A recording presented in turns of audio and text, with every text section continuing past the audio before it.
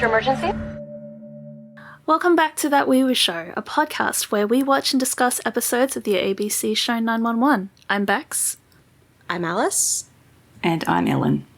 Thank you to everyone who has listened to our previous episodes and who has shared our social media posts and rated and reviewed our podcast. And this week, we'd like to give a special shout out to the Totally Normal About That podcast, where the hosts are totally normal about queer media. Nell and Lucia are longtime friends of this podcast, and they've recently released an episode talking about 911. So if you too feel totally normal about the queer characters in this show, we highly recommend that you check them out. Yes. Yeah, I'm super keen to listen to that one. It's very good. Unfortunately, it's chock full of spoilers, so Ellen can't listen. Yeah, I probably won't listen to that. But I have been listening to other episodes, and I have to give you guys a thank you for shouting out this podcast in particular. I first heard it just today, actually. I was listening to the Our Flag Means Death episode, which was great listening, very entertaining, and thoughtful discussion as well. I really enjoyed it. So go listen to that. They talk about all sorts of different things. Yes, you can find them anywhere that you find podcasts. Alice, would you like to tell us what happened last week on 911? Yeah, so last week on 911, Maddie and Chim explored their relationship while Buck 2.0 dipped a toe back into the dating game and more than a toe into Taylor Kelly. Oh, my God. Well, they didn't really get that far. So maybe it was just a toe. They did in the bathroom. Yeah. Oh, yeah. Okay. Okay, this is why we do a refresher, because Ellen does not remember. Clearly I blanked the bathroom part from my mind. All right, well, this week we are going to discuss Season 2, Episode 9, which is called Hen Begins. Okay, so this episode aired on the 19th of November 2018. Yeah, it's the first of the Begins episodes. This is the first episode where we take a look back at the past of one particular character. So we're going to look at it's not the first that they've looked back. We've had an origin story for Bobby. We have, yes. But this is the first that they specifically title it Insert Character Name Begins. All right, so the official summary for this episode says, Hen relives her evolution into the firefighter she is today. She recalls the first time she met Chimney and Athena. And we have some trigger warnings for bullying and hazing directed towards Hen. We have a car accident, a child at threat of drowning. We have a flash flood and a heart attack. Oh my God, there's a lot in this episode. We have... Oh, they're all sort of related. We have misogyny, racist and homophobic language. It's all directed towards Hen, unfortunately, this episode. So it does get quite heavy. There is some, big feelings in this episode. And I spent a lot of the episode just wanting to punch the main culprit of this behaviour. That's a valid response. Yeah. Yes. So...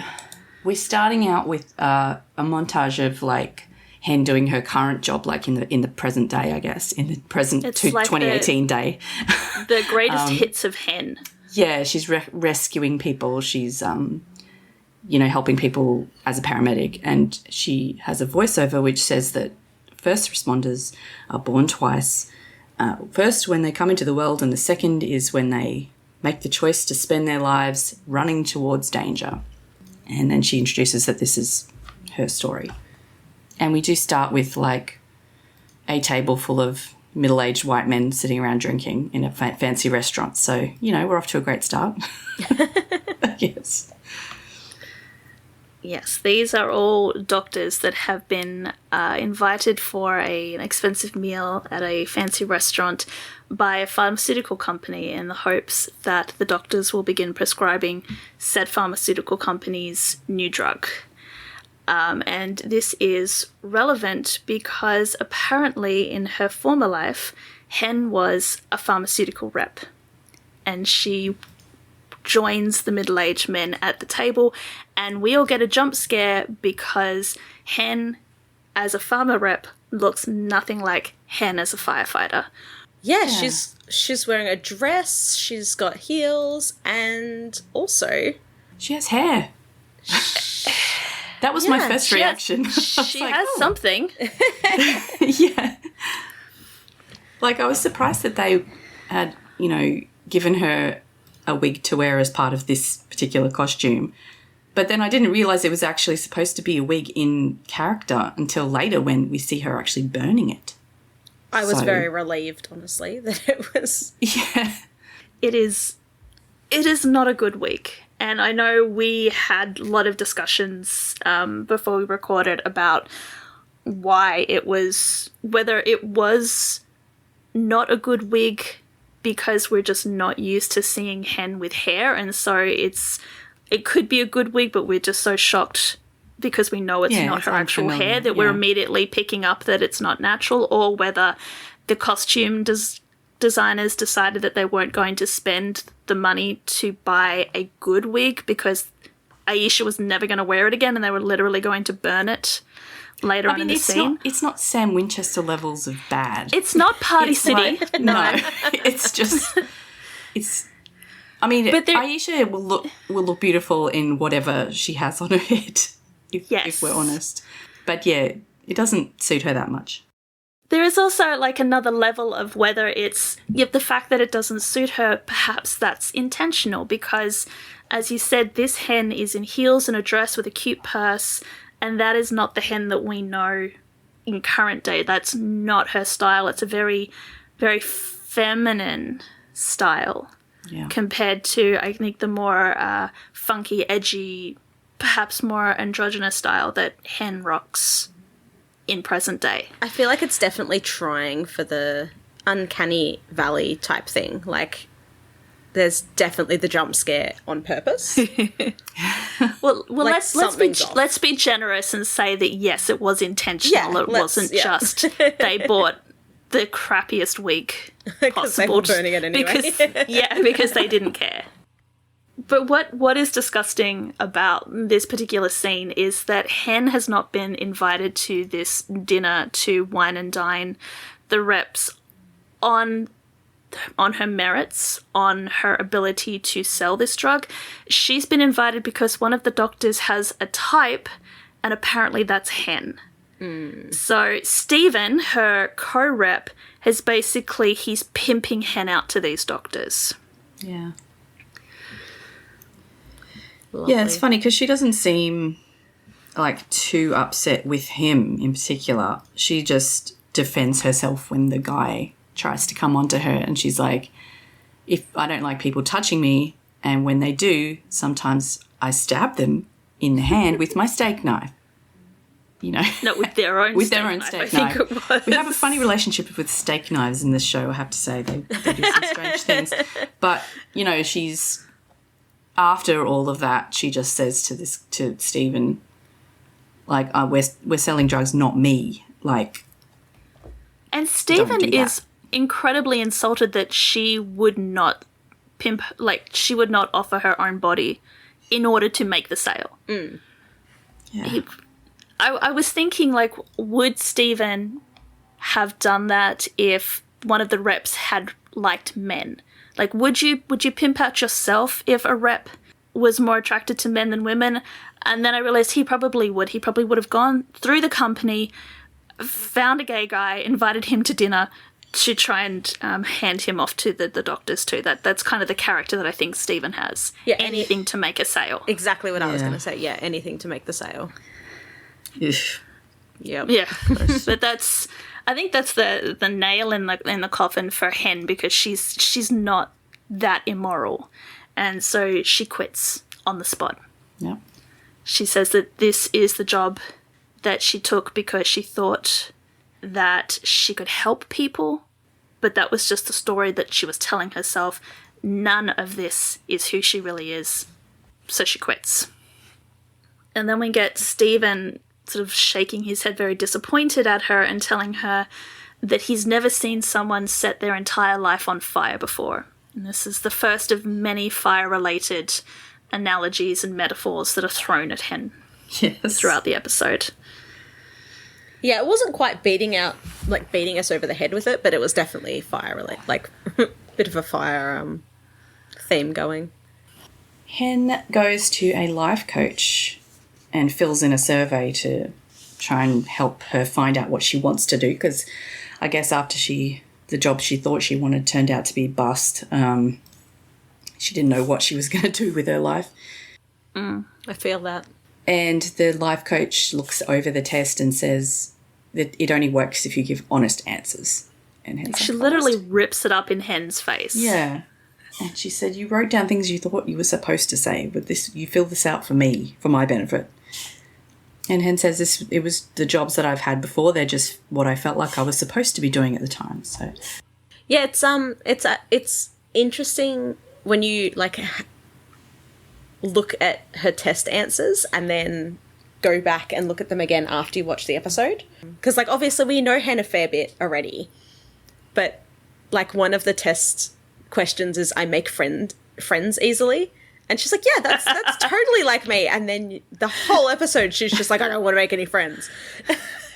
yeah, what Chimney even says, do you always make friends this easily? Yeah, it's so funny going back and, rewatching it. Yeah, I'm easygoing. Yeah, totally. Hen, when are you ever easygoing?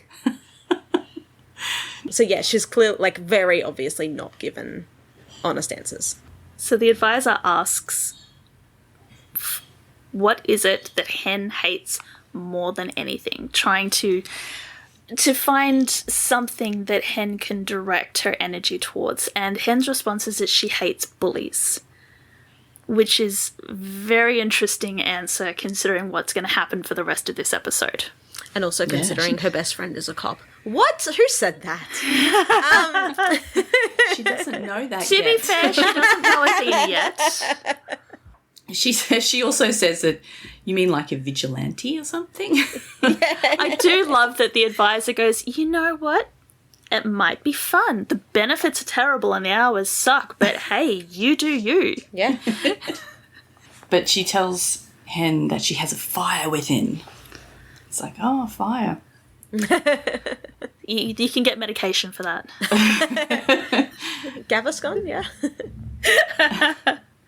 We didn't receive any money for this advertising. But the advisor sort of gets up and walks around and looks a bit uncomfortable, and Hen says, "Are you okay?" And Stacey says, "I slept wrong, and I've had this pain all day."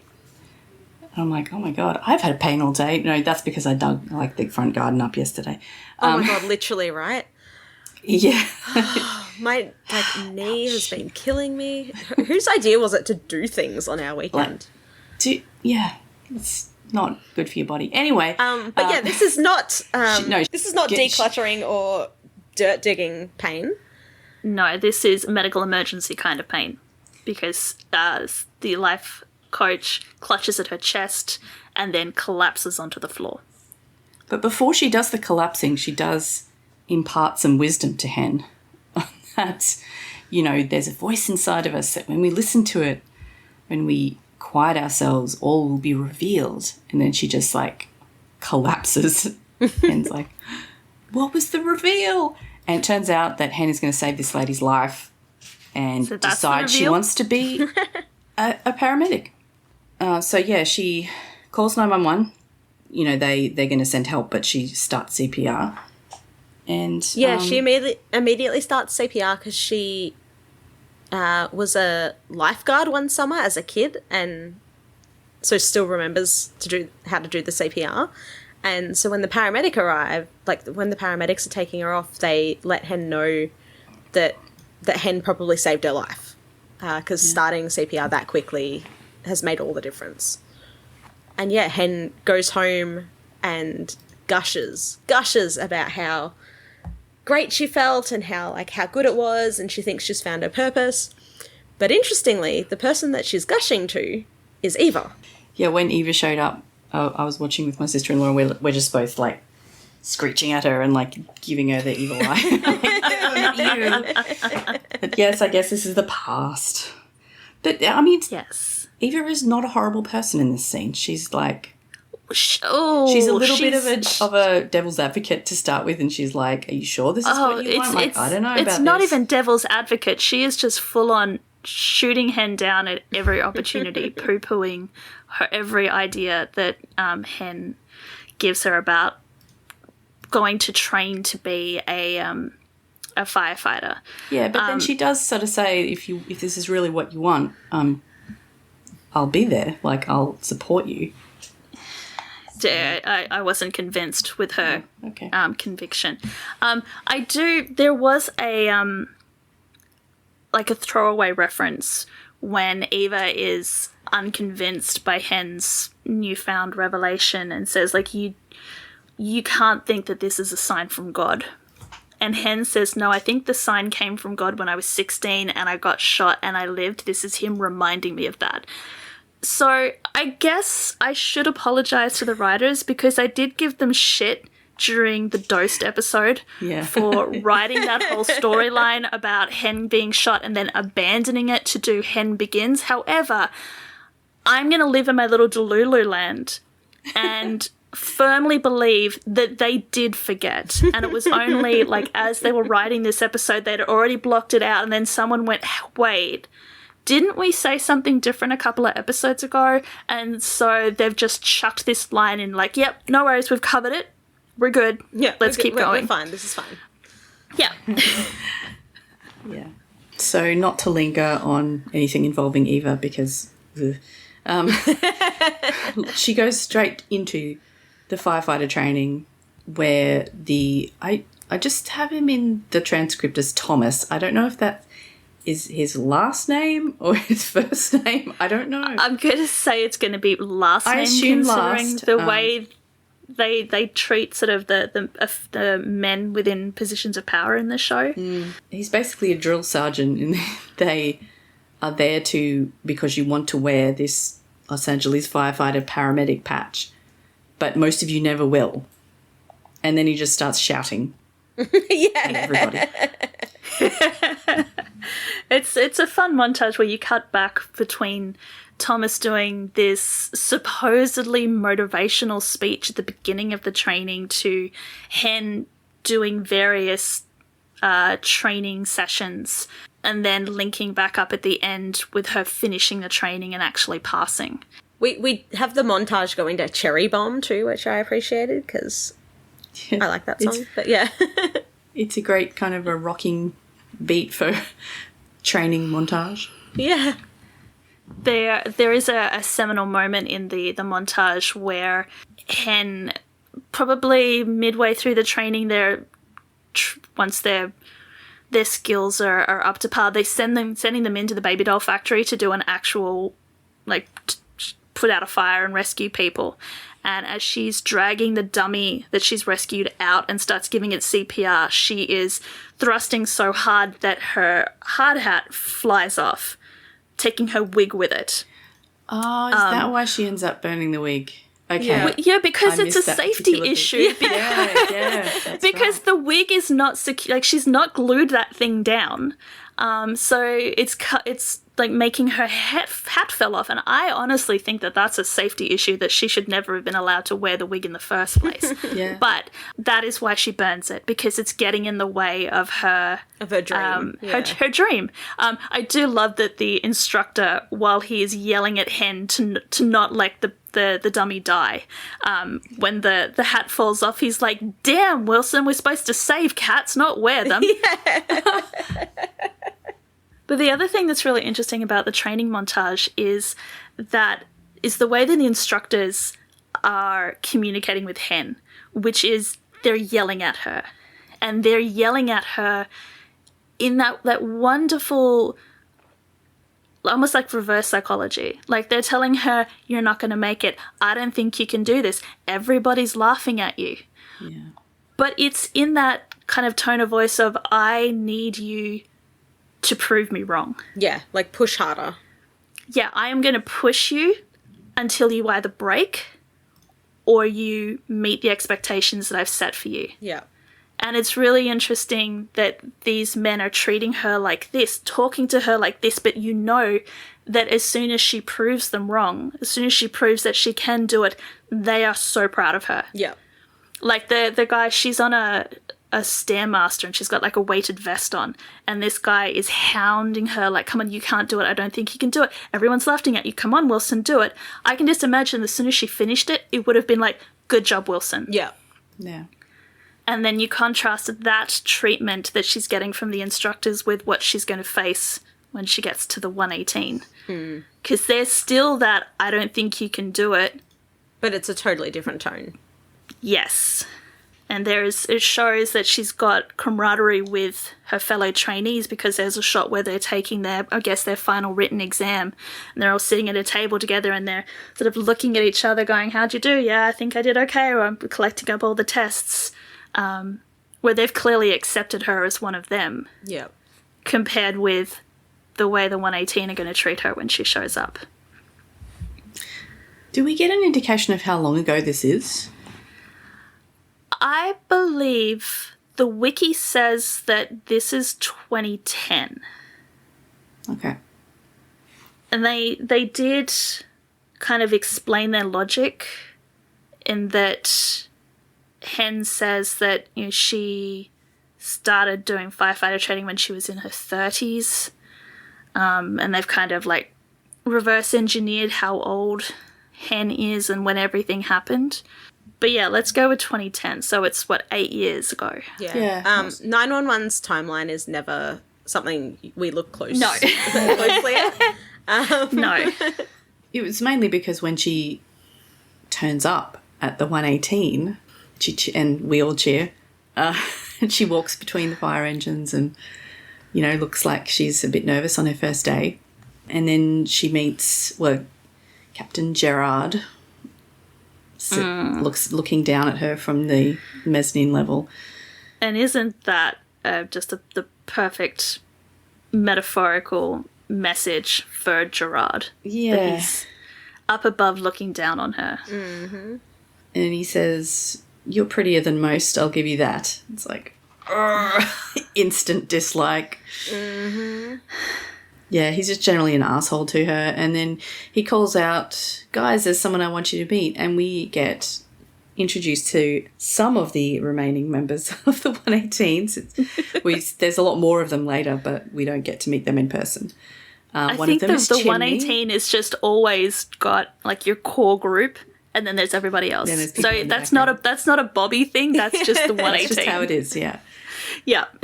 So we have Tommy, we have Sal, and we have Jim, who introduces himself as Howie. So he hasn't got his nickname yet. Yeah, this is pre-Chimney. Yeah. So Chimney comes along somewhere between 2010 and 2018. Somewhere in those 8 years, Yeah. we get Chimney. But yet Gerard is an absolute ass, because Tommy asks, oh, who's this? And Gerard just goes, this is our new diversity hire. And Chim's face just falls. Yeah. And he tells the captain, you know, there is another way to say that. And Gerard just goes, yeah, we're screwed. And walks away. I do just want to mention as well, when Gerard's like meeting Hen, he's just like, oh yeah, there's the women's locker room. And the women's locker room has a ping pong table in it, which he says he'll move out in a week if Hen's still there. But the women's locker room is literally like, just like the men's locker room that we're used to, so it's this glass room. But there's literally just an A4 piece of paper with woman. Like, not even plural, woman. And it's handwritten on a piece of paper, taped. Yeah. Yeah, so when you look up with Tommy and Sal and Gerard coming to the mezzanine level to see her, it's just an array of white men and then an Asian man. Yeah. So immediately she's going to be thinking, shit, I'm the only black person. And then it's, oh shit, not only am I the only black person, I'm the only woman. I feel so sorry for her, because she's been dreaming about this all through training. She's so excited for this. And she walks in and this is what she's greeted with. Yeah. Yeah, I mean, she must have known it was coming to a certain extent, I guess, but yeah, to be faced with a hostility right off the bat is pretty daunting. I'm guessing she assumed that the way that the training instructors and the way the other trainees welcomed her, because we weren't really given any indication that they were being racist or misogynistic to her. Yeah. They were just treating her like a trainee. So I guess even though Eva had warned her that firehouses were like country clubs full of, you know, old white men, I don't think she expected this level of bullshit. Yeah, so the other interesting thing we get in this episode is we meet Tommy for the first time, who I guess does he come back before season 7 again, or is he just planted in season 7? I don't think it's going to be too spoilery to say that there is going to be other Character Begins episode from this timeline, from this era. So Tommy will appear, because obviously we still need to see Chim Begins. Yeah, Tommy will return. So Tommy will be in that episode. But other than the flashbacks, we don't see him again until season 7. Okay. Yeah. Okay, so this scene, they go up to the kitchen, or to the eating area at least. They're sitting around eating a meal, actually having a family dinner without apparently being a family. I think it's all takeaway, though. It is looks all like they're takeaway, all eating different things. Like, Chim's got tacos. Right. Yeah, so it's always, I made a note that it's always takeaway. Yeah, that no one there is enough of a cook to cook for anybody else. Yeah. Which, I mean, in a workplace is probably how it really is. I imagine people bring their leftovers. Well, also considering that later on Gerard yells at Chimney to get out of the home ec class when he's up there simply helping Hen wash the dishes, I'm going to say that Gerard views cooking as women's work. Yeah, I think later on he, tells Hen to go make them dinner too. Yeah. Oh, yeah, he does. So if there's no women in the firehouse, there's nobody to be cooking lunches and dinners for them. Yeah. Just the little digs. Yeah. Extremely toxic. Anyway, they're having a conversation about what Sal did on last night, and apparently he went to see Twilight. His girlfriend dragged him to see it, which he thought it was okay. He couldn't tell you what happened, but he liked the look of Kristen Stewart, and Hen agrees. But I don't think anyone pays her any attention in that part. Well, Sal says, that's something that I can get behind. You know what I mean? And he's sort of looking at Hen while he says it, and that's just gross. And then Tommy says that she's too brooding for him. And Sal's like, oh, maybe you're more of a Team Jacob kind of guy. Tommy's like, I don't even know what that means. And Chim says he's insinuating that you're gay. And Tommy, blows him a little kiss. It's like, oh. Yeah, Which is a very interesting scene. Yeah, since we do find out later. Yeah. Yeah, so the Totally Normal podcast sort of discussed in their 911 episode, they talked quite a bit about Tommy. And I don't think that at this stage the writers could ever have conceived that they were going to need this character to come back and be gay. So then it's what was Lou Ferrigno Jr. doing with this performance that it was so easy for everyone to just automatically believe that he was gay? Or, I mean, this is before it was rude to be calling people, it was just the things that boys did when they spoke to each other, like calling each other gay is just one of those things. So yeah, especially back those days, it was definitely a thing. Anyway, Gerard comes and sits down, and Chim asks Hen where she's from, and Hen says she's from right here in LA. And they make Chim says that he would have bet money that she was from the East Coast. And you just have that kind of vibe. And Hen's like, thank you for the compliment. And Tommy's like, New York bitchiness is a compliment? I'm like, Tommy, what the fuck, man? Shut up. Yeah. I didn't quite... I guess the only reference I have for saying that someone is like East Coast vibes is that West Wing episode where they mentioned that Toby has that very New York sense of humor, which I didn't understand until he explains that they're saying that he's Jewish. Oh. So I wasn't quite... we're missing the context for why exactly it's a semi-insult. Yeah, I feel like this is East another Coast one of vibes. those things that American TV shows do where they reference American things and then just, like, don't expand on them. Yeah, because everybody watching would immediately know what they mean when she says she has East Coast vibes. Whereas, first of all, I have to look up, wait, which one is the East Coast? Yeah. Mate, I had to look up earlier who Rosa Parks was, so, like... Oh, okay, see, now I knew who Rosa Parks Yeah. was. Like, I had So a vague, like... But I was just like, is that who I'm thinking of? Yes. But yeah, America does really like... just, like, dropping stuff like that into their TV shows and being like, oh, yeah, everyone will know what we're talking about. And it's like, no... Well, they do it again because Gerard picks up the conversational baton and asks specifically where in LA Hen is from, and she says Inglewood. And he repeats it really disdainfully, like, Inglewood. Yeah, and I'm like going, we're okay, supposed to what know. the Yeah. fuck happened in Inglewood? Wood. Yeah, And so it American turned- followers. No. So it turned out Inglewood was one of these really contentious neighborhoods where it was mostly white, but the African Americans, the black communities were all on the edge. And then they were slowly creeping, like moving in, desegregating the communities. And the white communities fought back. Like they were seeking permission from the government to desegregate the schools because they wanted to keep the white schools and the black schools. Oh my God. And as the black communities increased, the white community started to leave.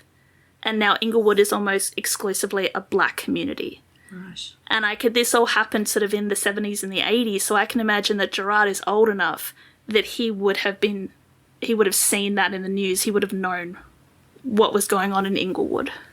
There you go. And then he goes off on a rant. Yep. Just out of nowhere, Chim starts trying to change the subject, and Gerard is like, 8 women were recruited. 3 of them made it through the academy out of 100 stations of LA. I ended up with one of the 3. What did I do to deserve this? Yeah, charming. Yeah, and Hen says like, under her breath, oh, what? I can make an educated guess. She did mention to the life coach that even when she's trying to do what everyone thought about her, she's always had a bit of a mouth to her. She's never been afraid to let people know what she thought. And so we get a little bit of a preview of that because Gerard snaps at her and says, "Do you know how much it costs to put a woman through the academy?" And Hans is like, "Same amount it costs to put a man through the academy, I guess." Mm-hmm. But long story short, Gerard is afraid that because the mayor of California, Los Angeles, I'm not entirely sure, wants to be able to tick the box to say that female recruitment is up, firehouses are more diverse, that they are pushing female recruits through whether they are ready or not. And Gerard is convinced that Hen is one of those diversity hires that was pushed through and graduated even if she didn't meet the standards of the other firefighters, and he is worried about putting the lives of his men in the hands of someone who isn't up for the job. And he's worried about the poor son of a bitch who dies because Hen can't drag his ass out. The thing is, though, like, this is clearly bullshit because he literally just said that not all of them made it through. Yeah. So if they were just pushing them through, like all 8 that were recruited would have made it through. Exactly. I also wonder whether he actually went and talked to the instructors. Like, what is the standards for female recruits versus male recruits? Yeah, he wouldn't have spoken It didn't to look anyone. like they were giving Hen any special treatment. God, no. No. Then he gets up and leaves the table, and so do Tommy and Sal. And Chim sort of says, Captain's just old school. And Hen says, oh, old isn't the only word that comes to mind. But, she tells him that don't worry about her, she can look after herself kind of thing. And Chim says, I just wanted to make sure you knew you weren't alone here. And then he gets up and leaves Hen sitting alone at the table where she looks quite sad. And I have to say that this episode, seeing all these other people who are being so horrible to her in a familiar space was really uncomfortable. Like, I'm watching it going, this is all wrong. And then I will say that I watched the following episode afterwards, and it was so nice to get back with the familiar people, like to be back with the regular cast. It was just so nice after these horrible But I think people. maybe that's the point. I'm sure it was. Yeah, it was a difficult episode to watch, this one, just for... It's like, I keep thinking of Buffy the Vampire Slayer, the first episode where Buffy goes to college. Right. And that episode is so uncomfortable. And I hated watching it until I was reading something which said that they intentionally made that episode so uncomfortable, so making the audience feel so out of place because that's how Buffy felt. Yeah. I mean, And I've it's gone, its job. Yeah. Yeah. So I think it's kind of what we're going here. Hen does not feel like she fits in here. Yeah. And neither do the rest of us. Yeah, neither do we. Yes. Yeah.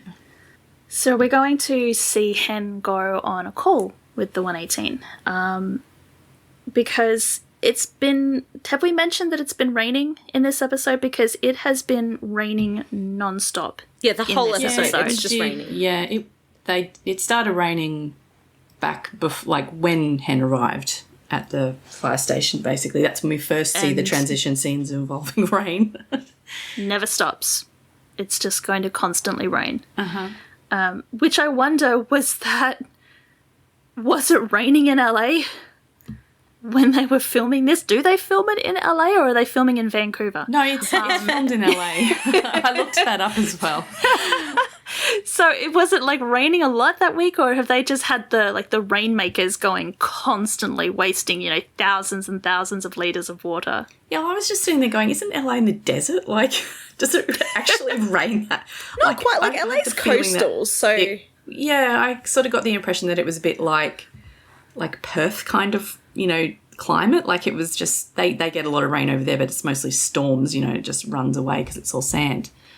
Yeah. It's a dry... I just love that you're like, yes, it's West climate. Coast, it must be Perth. No, but Perth does have a climate like that, Yeah. I'm sure they have rainy weeks. Yeah, like pretty beaches. Citizens of weather. LA. Do you Does ever it have- rain? Yeah. I'm sure they have. But not just does it rain, but does it rain like... Does it rain you would not- continuously for... If you had shown me this episode and said this was filmed in Seattle, I would not have thought that you were lying. I would have gone, yeah, okay, I believe that. Yeah. Because, Seattle has a lot of rain, or at least, no, that's what Grey's Anatomy tells me. Twilight. But It just rains the whole time. it's not just that it's raining, it's like torrentially, continuously raining over the span of a couple of days. Enough which that leads they to- have, a mudslide down one of Yeah, the so that's mountains. going to be the first emergency of the episode, is that we have a mother and a daughter whose house gets decimated in a mudslide. Like, the poor mother is out in this nice little sunroom, which is all glass, which I'm sure is absolutely beautiful on a normal day, but it absolutely provides no protection when half the mountainside just comes rolling towards them. Yeah. So the 118 gets dispatched. And the daughter comes out of the house into the rain, and she's absolutely caked in mud. Like her face is just covered in mud. This was another one of those scenes where they built us up to really care about the characters, and then we're just like, and horrible things. Yes. Yeah, because this girl has left her partner. We try and... They do it quite efficiently, really. Like, they just had this little conversation about how it's okay for you to stay here as long as you need to, and I'll go sleep in the sunroom, you can have my room, And then, bam, mudslide. Yep. So, quick emotional building. Yes, they're not really drawing it out. It's just a little bit of world building. Here are our characters. Here is why they are in this situation. Let's put them into position and scene. Yeah. So poor old Diane, who is the mother in this situation, is buried up to her neck in mud. And not surprisingly, she's having trouble breathing.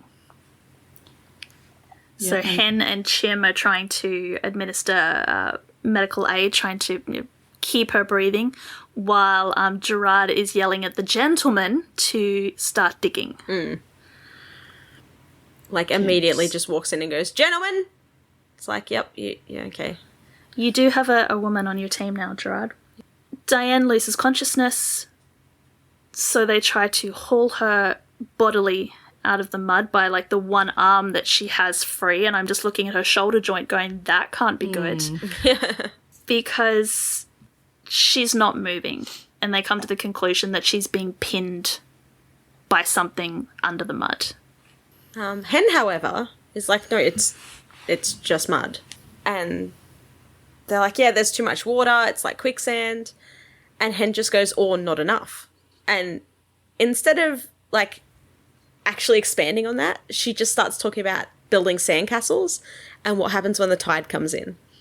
And they're, like, in an emergency. They're trying to get this woman out of the thing. And they're just like, what are you talking about?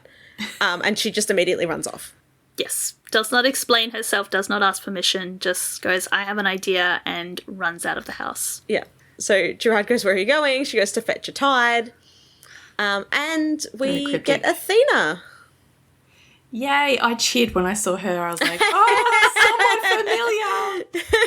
I mean, we've already had Chim, but, you know. Yeah. But Chim in this episode is weird because it's Chim, like, not even Chim. It's not Chim, it's Howie. It's Howie. He's not behaving the way that we know Chim to behave. Yeah. But Athena is Athena no matter what time zone we're in. That's it.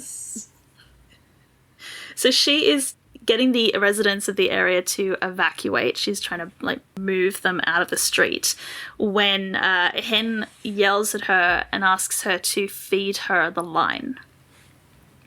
And she said, like, then, where's the fire? Like, and Hen's response is, if this doesn't work, they're going to burn me alive. Yeah. Again with the fire metaphors. But Athena does what she's asked to do, which is good, and Hen dumps a load of water into the mud and it works. They find a log that's pinning her down. They rescue her. Her daughter's name is Kylie, but spelt K-I-L-E-Y. It's like Riley, but with a K. Yeah, interesting spelling. Not as interesting as Diane, which was literally Diane. Diane, yeah. Well, I've seen Diane spelt like that before with two N's, but... in a situation where she's literally dying on screen. I mean, I would have known that Kylie was spelt that way unless I was looking at the transcript. So anyway. Yeah. Yeah. So they get her out, but, Hen is trying to calm Kylie down, saying, it's not your fault, it's nobody's fault. And Gerard pulls her aside and says she's going to be DOA. And Hen says, I know. So it's a tough one for all of them. And Gerard says, you've got her out with enough time for her daughter to watch her die. So yeah, it's I don't think he would ever have thought of using the hose to loosen the mud to find the obstruction to help get the patient out. But instead of congratulating Hen or praising her for thinking outside the box, he's just shooting her down and saying that she showed them up.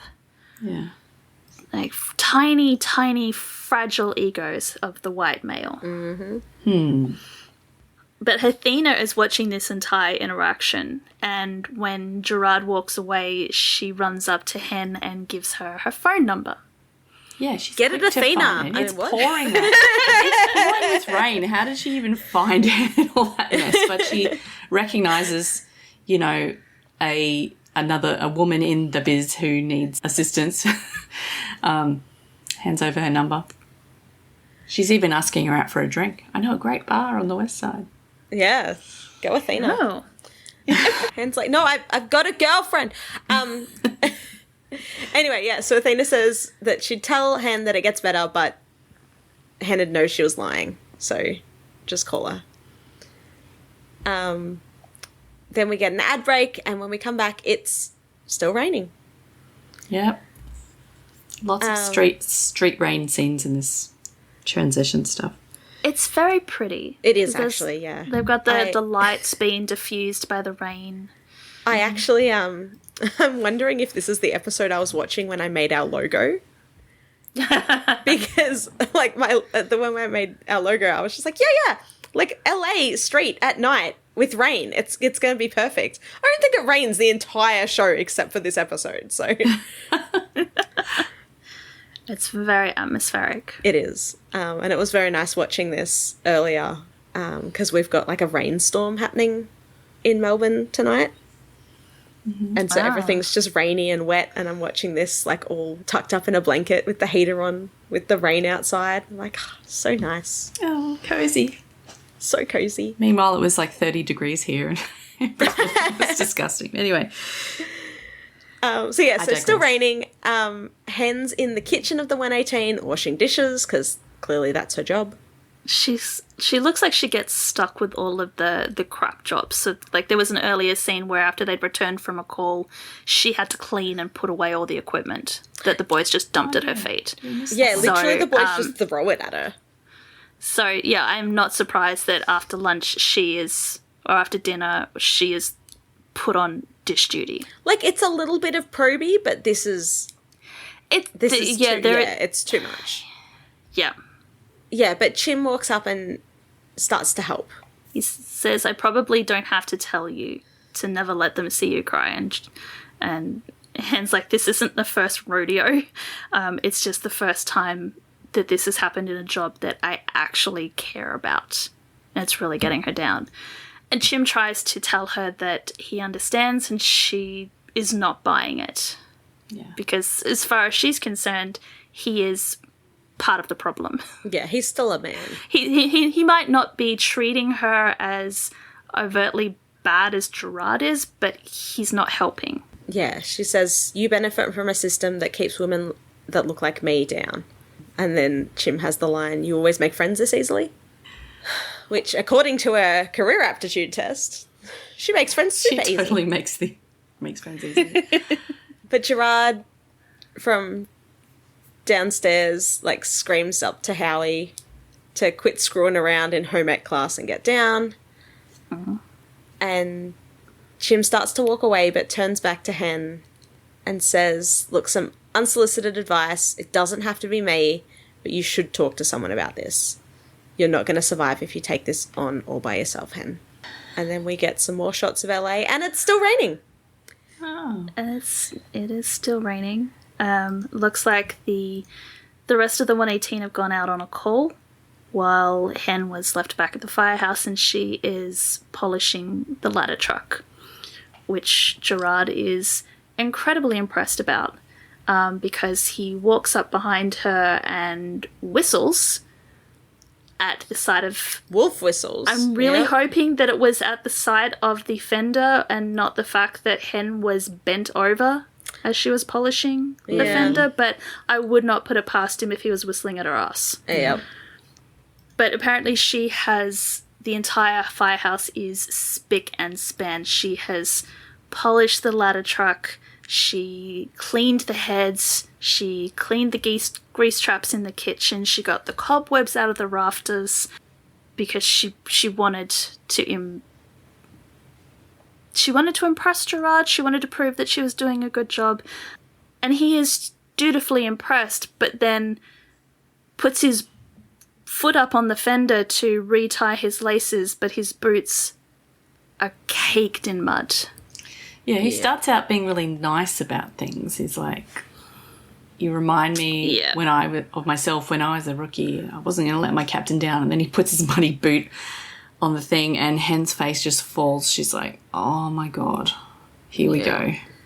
Yeah, he brings up that when he was a rookie, one of the things that he did was he would always check up on their patients and asks basically he tells Hen, you checked up on the mud lady, didn't you?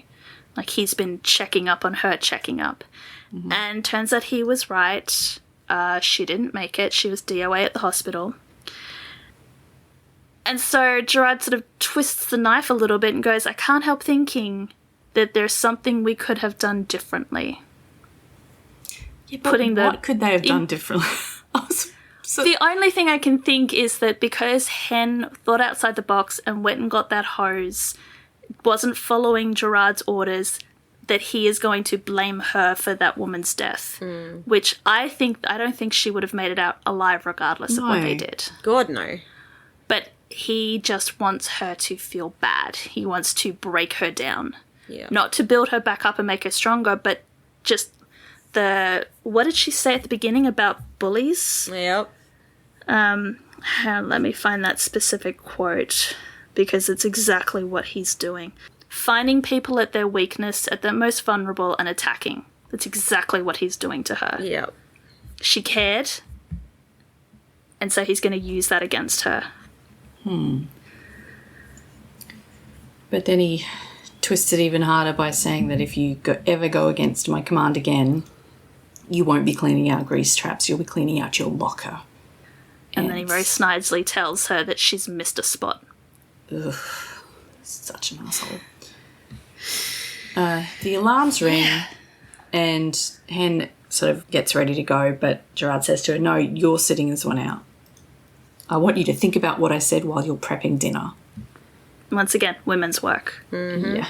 So she just has to stand there while the trucks leave. And Chim just sort of walks past on his way to the ambulance and looks at her, gives her a look, but doesn't help in any way. Well, he was the last one to reach out and she pushed him away, so I can't blame him for this. Yeah. There's also I don't think it's unreasonable to say that he's been through this shit with Gerard. Yeah. So he's not going to stick his neck out. It looks like he's kind of got to a spot where he's at least accepted, if not welcomed, and I don't think he's willing to risk that. Mm-hmm. Especially if Hen's not going to sort of reach back out to him. But that just means that Hen's got more time to go drinking. She decides to take Athena up on her offer and finds Athena at the bar.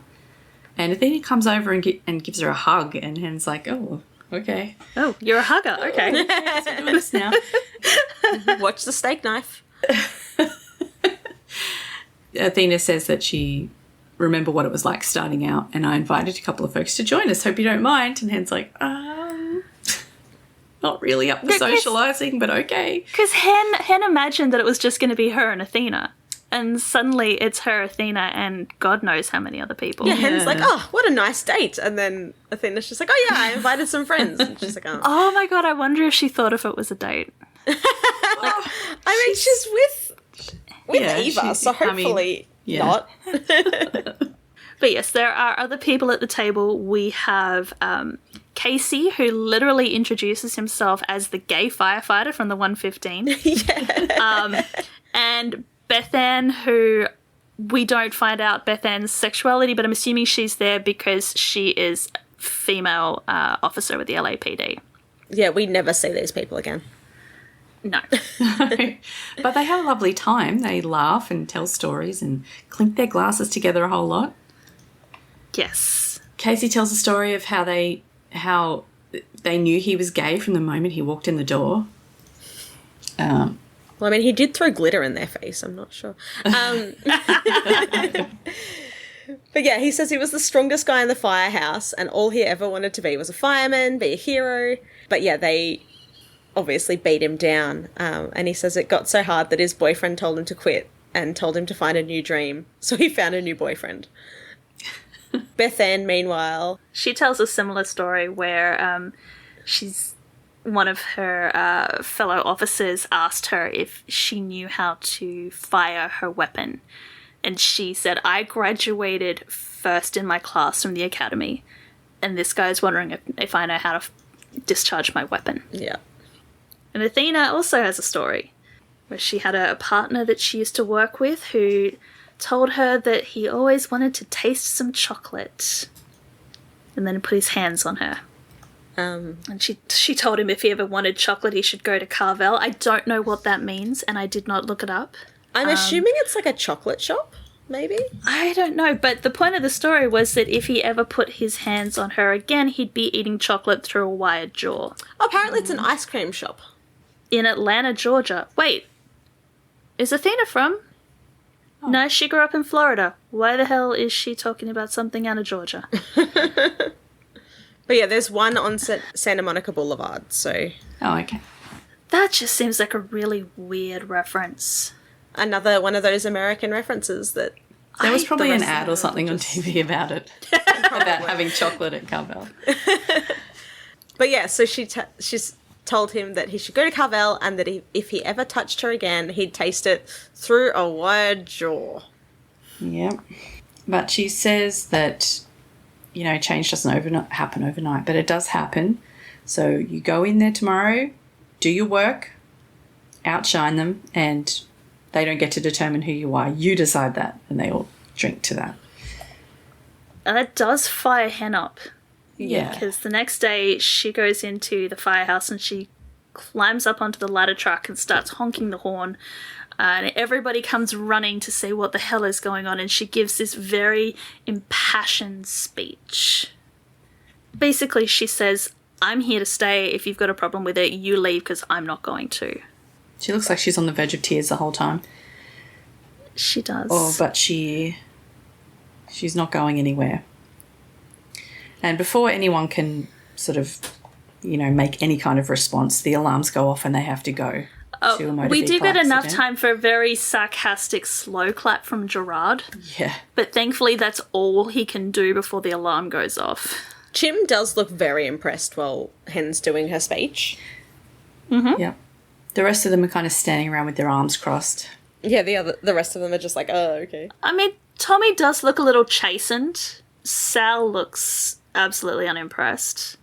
There's a lot more people there. Yeah, there are a lot of people there, considering how little we actually know about the 118. So they go to a call. It is still pouring with rain. It's nighttime, and they pull up to a guy who's standing in the middle of the road waving his arms. There's like a limo that's overturned, and this guy didn't see what happened, but he just came upon it and called it in. And they go to investigate, and Gerard tells Tommy to get the jaws, so they rip off the door and there's some people inside. The driver's already dead, but there's a guy who I've labelled in my notes as Party Boy, says that there's 5 of them. Please hurry. They managed to get him out. And he says that all he remembers is that 1 second Mark was lighting the bong and the next we were upside down. They were just having a party. Yeah, they were having a party. I really hope that Mark was one of the kids in the back and not the driver, because that would explain why the limo was upside down if the driver was lighting a bong. But I don't think that was the case, because Hen and Chim have noticed that there is yellow paint scrapings on the rear of the limo. I thought it was the front, but it could be the rear. Oh, who knows? It's upside down and spun around, but it looks like that they've hit something yellow. And there are also white roses strewn across the ground, which you could, I mean, if it was a limousine, you could be thinking, okay, maybe it was a wedding, so they were from sort of a bridal bouquet, but the fact that it's a bunch of kids and they're high as kites, I don't think that they would be having flowers anywhere in the limo. Mm-hmm. So she comes to the conclusion that there was another vehicle involved in the collision that they need to go find to see if anybody else is in trouble. But Gerard's not interested in that. He immediately shuts them down. He's like, I'm not diverting resources just because you saw yellow paint. Go and sort the people out who are wounded. And Hen just goes, I reject that order. Off she goes.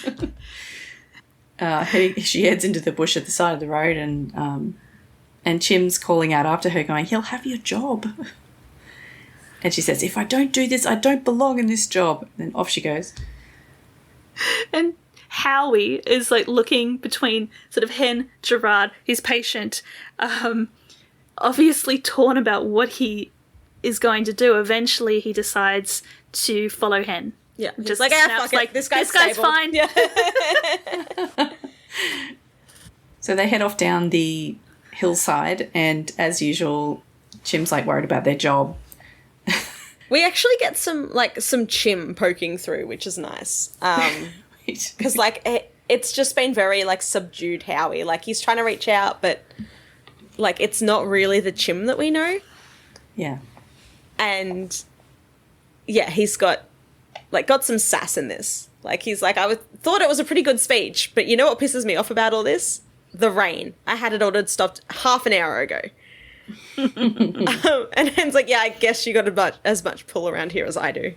So they find more flowers, which Chim says they can use at their funeral, so more Chim sass. Mm-hmm. They do find a dead guy on the ground, though. They do find a dead guy, which Hen immediately says, that's the flower vendor. He had finished up his day, was probably heading home and got hit. And I'm going, wow. Oh, okay, so... She's the ghost whisperer this week. like the whole making up or jumping to conclusions is not just limited to medical conditions. Yeah. Like, she can just look at a scene and know exactly what was going on. Turns out she was wrong for the most part, because they then find a shoe, which I'm assuming is not a shoe from the guy on the dead guy, which means that there was somebody else in the van. It's also the weirdest, like, when she calls out that there's a shoe outside of the car. But there's also, like, they've like clearly gone back and recorded it later. Oh, really? Is it not raining as much? Yeah, it's like really loud or something. I don't know. It's just weird. I wouldn't put it... I mean, it's not outside the realm of possibility that it was ADR that... Yeah, I think it was ADR, and they just didn't mix it properly. Yeah, so they've had to get Aisha to come back and do it again. But yeah, it just sounded really weird. I was like, what is happening? Anyway, so... Yeah, the shoe leads them to a body of water, which I'm uncertain whether this was a natural body of water or whether this is floodwaters that have risen. I was guessing it was some kind of drain or a creek or something that was down the bottom of the embankment next to the road that's swollen with floodwater, I guess. And there is a van underwater, but somehow the brake lights are still on. Yeah, and the headlights. It's weird. Yeah, I mean, I know that they need the lights on in order to be able to find the van since it's dark, but I don't understand why. Because there's not headlights, it was literally just the red lights of the... Or did we see No, there were headlights too. There were lights at the front, yeah. Yeah. But I mean, if it had been submerged, wouldn't the electricals no longer work? It shorted out the lights? I don't know. Probably. Drama. It's for the drama. It's for drama. But anyway, we needed them to see the van so Yes. that Hen can dive into the water and pull out the other occupant and the owner of the shoe, who was I'm guessing the flower vendor's kid. I just remembered that during the earthquake, Hen finds the shoe as well. Oh, yeah. And I'm starting to think she's finds like, children with shoes. She's like some kind of kitty Cinderella prince person. Yeah. Is this your shoe? Oh shit, that doesn't even fit. With another child. I don't know how she managed to get into the car and get the kid out of the car, and in the time that it took for Chimney to strip off his turnouts. Yeah, and he sort of wades in and starts shouting at the top of the water, as you do when your friend is under the water. Like, that's not going to help. But anyway, they pull out the kid and they put him down on his back, and he doesn't have a pulse. Apparently he's hypothermic. She starts doing CPR. I'm guessing she has quite a good pace here. Seemed all right to me. I didn't notice anything wrong, so yeah. Chim calls for help, and Gerard actually says assistance is on the way. So that's good. But meanwhile, they're trying to get the kid to breathe, and every now and again Chim says, hold, no pulse. You know, they keep doing it. But eventually they get a pulse and the kid starts coughing up some water. And Hen's just burst into tears and of relieved crying. And Chim's just like, sorry, I should keep calling him Howie because he's not Chim yet. He says, is this going to be a regular thing, the crying? Because now you got me going and I don't know how to handle it. Please don't tell the other guys, okay? And I think he's probably the only one who says, good job, Wilson, at this point, because I doubt anyone else does until later. Yeah. But yeah. So I'm guessing the next scene must be the next day because it's now daylight. But it's still raining. It's still raining. But yeah, Hen is arriving at the station in civilian's clothing, so she must be coming to start her shift. Looks like everybody else is already there. And as she walks in, Sal and Tommy come up to her. And Sal gives her a nice work yesterday, which there's something about this man, everything that comes out of his mouth just sounds sarcastic. Yeah. And there's this split second where I'm wondering, is he about to shit on her again? And then Tommy chimes in and says, yeah, you know, we would have found the car eventually, but eventually would have been too late. Yeah, like I was like, is Tommy really being an asshole right now? And then he like corrects himself and he's just like, yeah, no, Yeah. you made the right call. Yeah, it's like the, you know, I have to sort of puff my chest out a little bit and, you know, be a man, but I will reluctantly agree that you did a good job. And they, when Hen very sort of self-deprecatingly says, no, I just got lucky, Sal's like, screw that, you're good. And offers her his hand. So she shakes hand with him, she shakes hands with Tommy, which is progress. It is, yeah.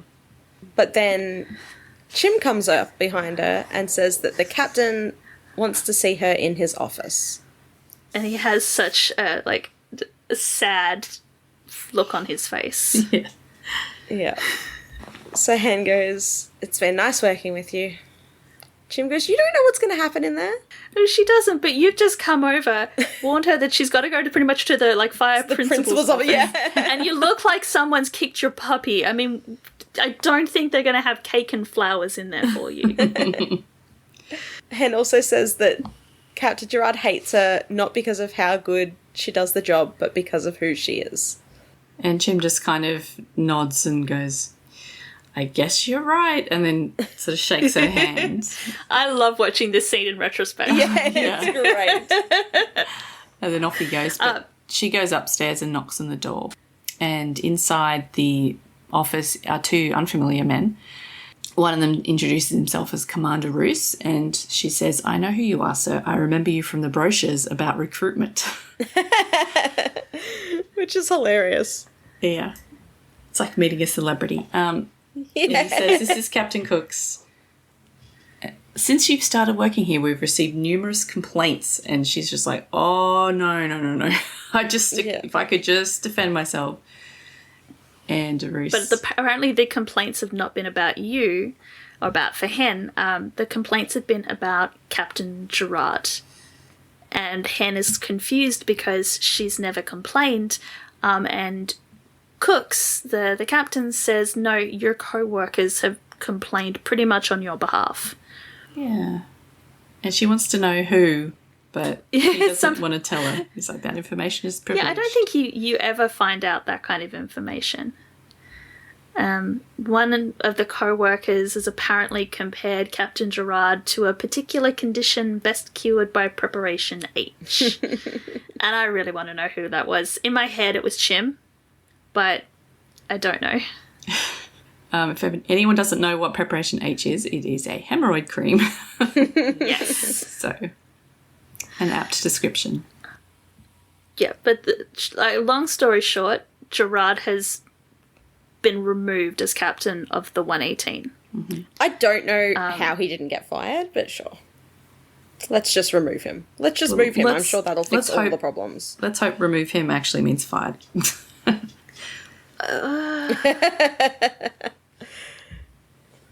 I don't know that it is possible to fire someone sort of this day and age unless they do something so egregious that you have no choice to. No, that's absolutely...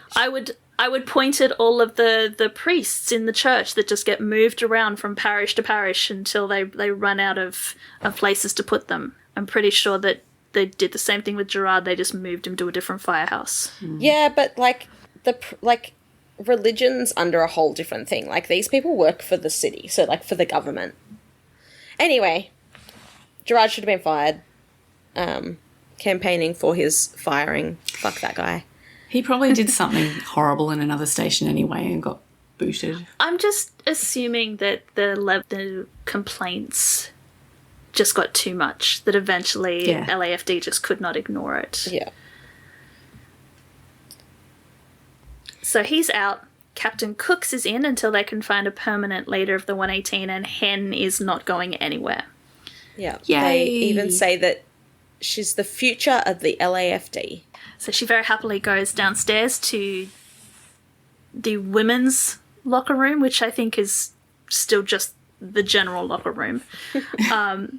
And Chim is waiting for her when she comes out. And she realises he knew exactly what was going on and he set her up. Yeah. He even says it's revenge for making it so hard to be friends with her. And she says, thanks for following me down the hillside. And he goes, the first of many, I'm sure. Like, Chim, you have no idea.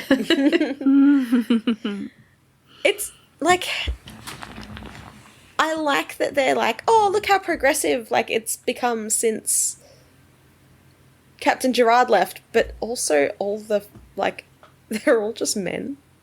And Hen still. Yeah, they're still all dudes. Oh, I think there's like a B team member who's a woman. Yeah, it's either Castillo or Jackson. I'm not entirely sure which one is which. But there are women. In the background. And whoever Tamika is, unless Tamika is Castillo or Jackson. So I'm sure that there are other women. But yes, the core is mostly, it's like white man, Asian American, younger white man, brown man, Hen. But I think I still prefer that to the forced diversity of Lone Star. I was waiting for you to bring it up. I'm not going to say anything. Bex will bring it up, and sure enough, it definitely feels less forced now that I'm into season 3. Yeah, I don't think you could pay me to stay with the show that long. Like, if you do want to watch it, I'd say just go straight to season 2. Because you could maybe watch the last, 2 episodes of season 1, but, just go straight to season 2, because it's so much better. I'm actually addicted now. Oh. I don't think I have the capacity to be addicted to another show right now. I've got too much on my plate with this one. Yeah. It's fine. Once we get to the crossover, I'll hook you in. Anyway, Let's finish off this episode. We're going to go back to another voiceover from Hen to sort of wrap up her story. Yeah. So she says, "We are born with innocence. Then, as we grow, we are cursed with a question, why? Why are we here? Is it all just chaos, or do we have a purpose?" And this is kind of all being overlaid of Hen responding to an emergency, but it's nothing special that's going on screen. It's not even like a montage of all of the different things that she does. It's literally just a minor traffic accident and a guy sitting in the middle of the road. So we just see Hen pull up, get out of the ambulance, go over and start treating him. Yeah. I guess they really wanted us to focus on the voiceover.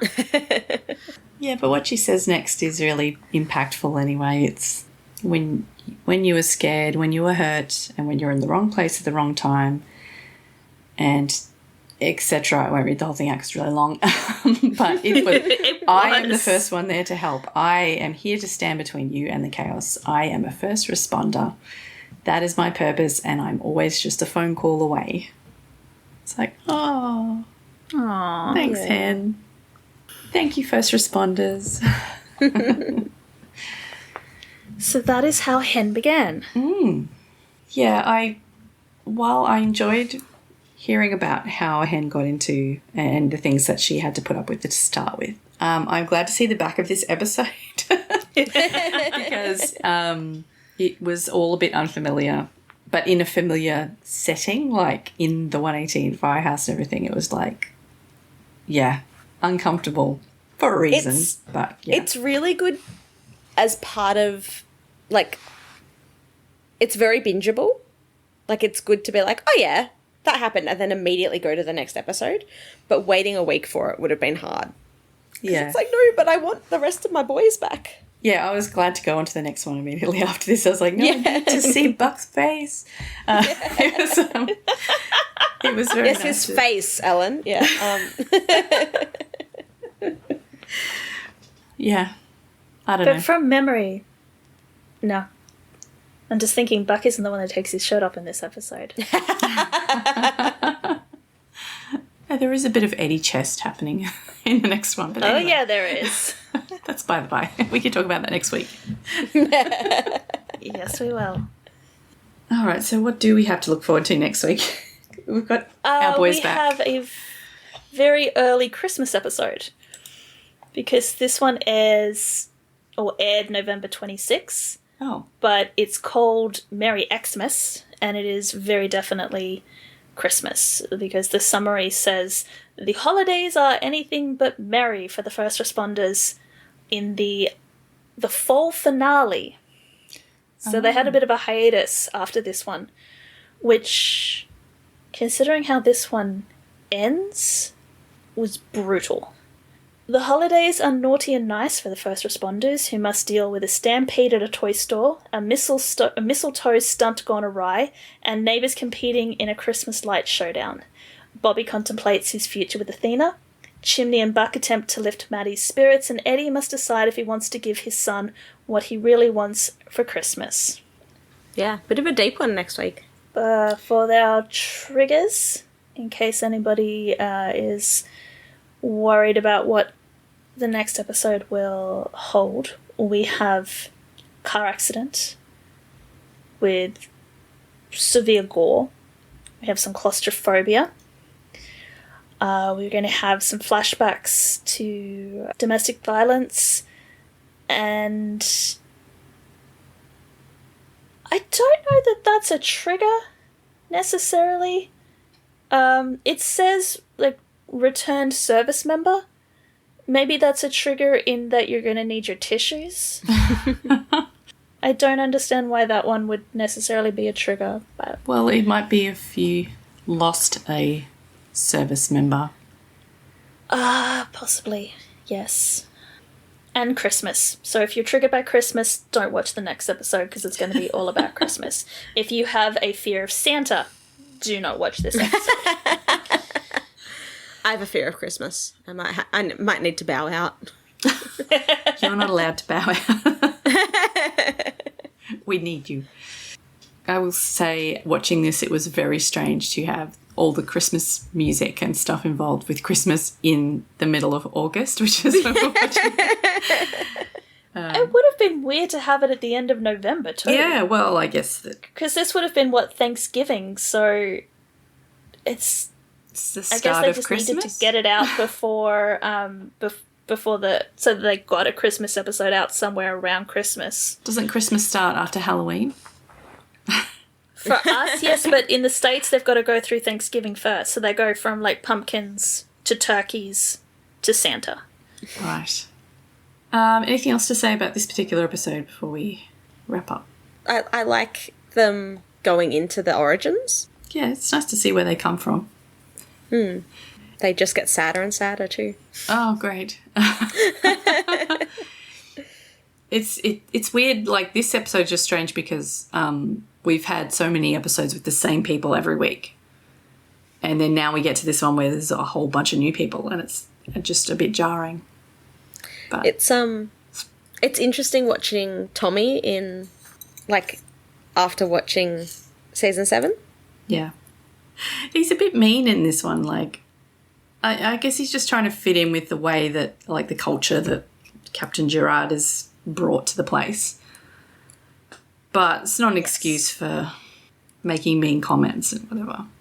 I guess he kind of comes around in the end and says she did a good job, but maybe only because Sal finally decided that he was going to tell her it was a good job. I'm only assuming that they came around because Gerard got the boot. Yeah, so they knew that Gerard was out, and they're like, shit, we've got to, get our act together or we're going to be next. Or did they also make complaints? Yeah, because surely it wasn't just Chim. Because if it was just Chim, they would have been like, I'm going to say the B shift. I also assumed it was the B shift, but let's give him the benefit of the doubt and say that yes, Tommy secretly lodged a complaint against Gerard. Sal definitely didn't. I think that the interesting thing about Hen Begins is that with some of the other origin stories, they cut back and forth between present day and past day, whereas this one was fully past day. Oh, okay. Yeah, there was nothing tying it into the present. Yeah, it's a standalone episode. You can completely skip this episode and it's not going to affect the current storyline. Mm-hmm. So I don't know if that works as a structure or whether it's better to have the Begins part as literal flashbacks. I think having them as flashbacks is better because it, I'm just thinking about, without going into detail, the way that they structured Chimney Begins, the way they structured Eddie Begins. Yeah. Versus the way they structured Hen Begins. I feel like those episodes are more impactful than Hen Begins. Because I think even, Bobby's origin story was flashbacks. It was, yeah. Yeah. Interesting. All right. So we'd love to hear what you thought about this episode. If you would like to get in touch with us, you can let us know on social media. Our social media accounts are all That Weewoo Show. Or you can email us at contact@thatweewooshow.com, or you can leave us a comment. Apparently Spotify now does comments directly on their episode posts. Oh. I'm not sure. I haven't actually seen that in action yet, so I don't know if it's all podcasts that you can do that on. But yeah, if someone has a moment and they could try it out for us, that would be awesome, because I'd really like to see how that works. So our website also has transcripts of our episodes and other ways that you can follow us. So go and check that out. It's just thatweewooshow.com. Thank you all for listening this week, and we'll talk to you next week for episode 10, which is called Merry Xmas. See you then. Bye. Bye. 911 is a fictional show, but many of the situations portrayed happen in the real world too. If any of the topics we've discussed in this episode have affected you, please know you're not alone. You can call or text numbers in your country for help. Just Google crisis support in your location to find out the number. If you enjoy our podcast, you can help us out by leaving us a review on Spotify or your preferred listening app, and by sharing our social media posts. Find out more at thatweewooshow.com.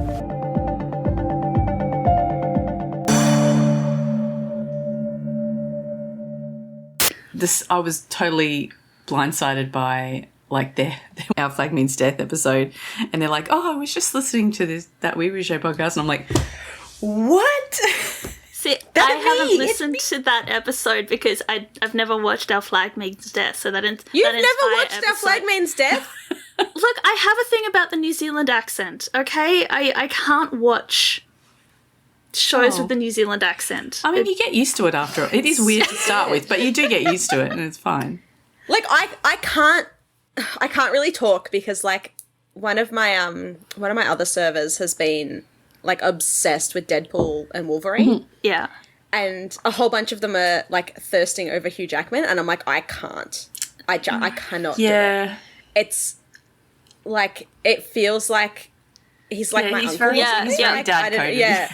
Yes. Yeah, he's been there all our lives. He's just the Aussie dad. I can't do it. We can't. Yeah, that's it. Can't deal with it. And they're just oh, the accent though. And I'm like, no, I want to smack him.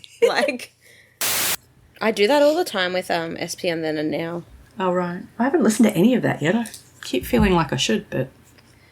Some episodes are really, really good, and some episodes I just want to smack them. Sometimes they just go, too sarcastic, and I'm like, guys, I understand that you're tired because you've just had a weekend of cons, but, please, just focus. a little bit on the episode.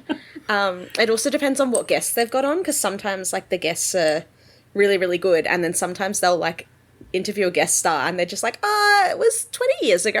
I don't remember and forgot to watch the episode. That happens very rarely. Like, it's happened, like, twice in the 5 seasons that they've done. But they just finished season 5, and the last episode, Rob was like, I think I can see why people ship these two. And Rich is like, I don't know what you're talking about. And we're like, Rich, you directed the confession. Like, stop being a dickhead. Yeah, I don't think you can get out of that like, one. Rich was like, yeah, when Castiel pushes Dean against the wall, and then, like, Dean says something about, like, Castiel looking at him like he's gonna get laid. Like, I kind of see it. And Rich is just like, I must have missed that. What? Rob's just like, no, I think, like, we're like, oh my God, guys, like, stop being dickheads.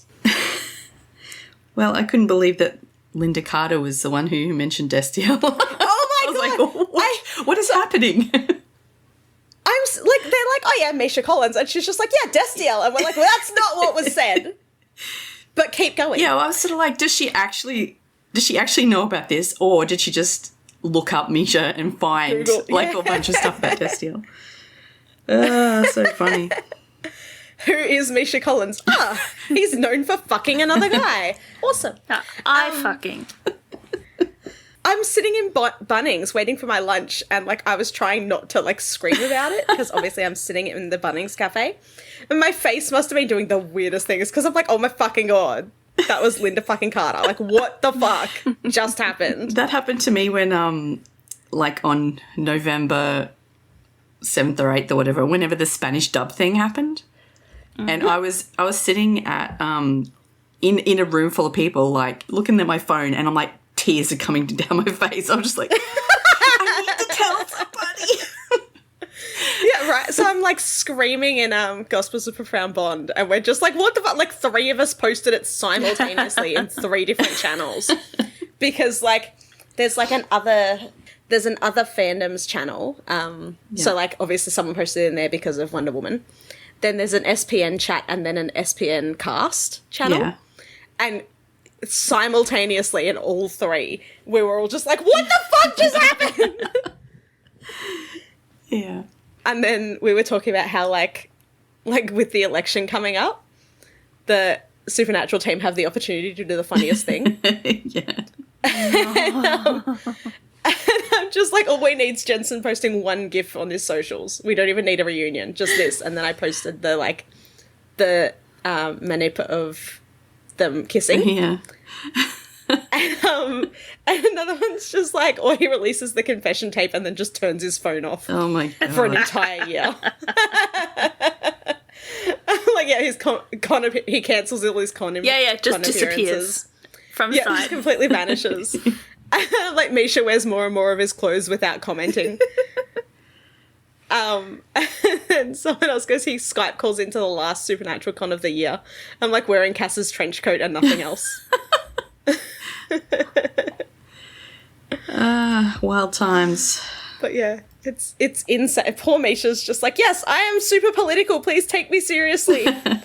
And even Linda Carter's just like, it's Dean Winchester's top. That's nice. I really hope she's really into it. That would be just the best. It was just like, that's not even what was being discussed, Linda Carter. Okay. We should probably talk about 911. Yeah, what show are we watching?